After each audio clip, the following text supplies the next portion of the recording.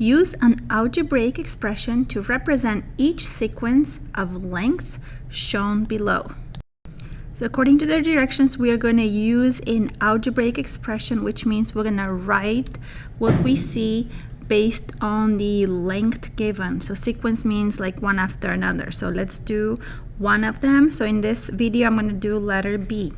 So looking at the expression in terms of length, it starts right here and it ends here. So if I'm writing it down, I'll be M plus another M in terms of length plus another M plus 5. Now we want to, after we write it, we want to simplify. So how many groups of the same lengths we have? We can see it in the picture is the same type. So there's 3 groups of M, or we call these like terms.